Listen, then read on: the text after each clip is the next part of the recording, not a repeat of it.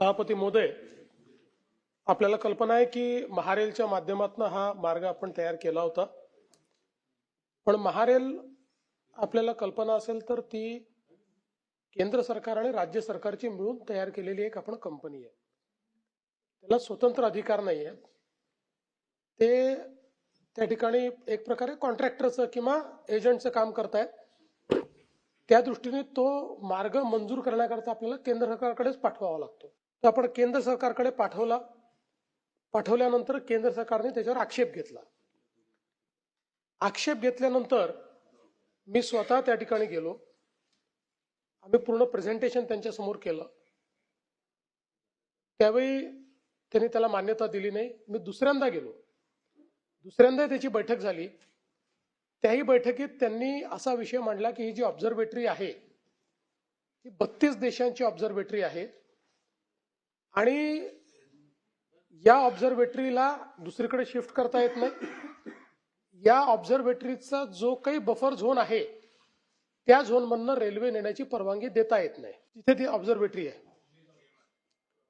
आणि म्हणून मग त्यांनी ही सूचना मांडली की अल्टरनेट जो काही रूट आहे तो व्हाया शिर्डी करावा.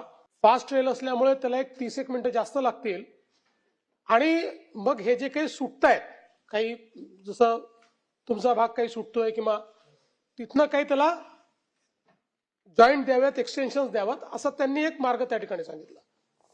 पण साधारणपणे आपल्यापैकी राज्यामध्ये कोणालाही तो काही मार्ग मान्य नव्हता आणि म्हणून हे प्रकरण आता तिथेच थांबलेलं आहे.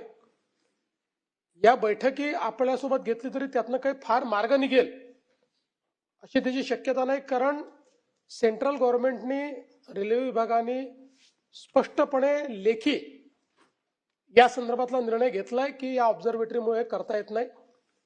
तथापि याच्यात एक मार्ग निश्चितपणे निघू शकतो की कमीत कमी डेव्हिएशन करून आपण कशा पद्धतीनं म्हणजे ऑब्झर्वेटरीचाही प्रॉब्लेम येऊ नये आणि डेव्हिएशनही कमीत कमी व्हावं या दृष्टीने मी केंद्र सरकारशी चर्चा करून या क्षेत्रातले जे तज्ज्ञ कन्सल्टंट्स आहेत त्यांना अपॉइंट करून घेतो.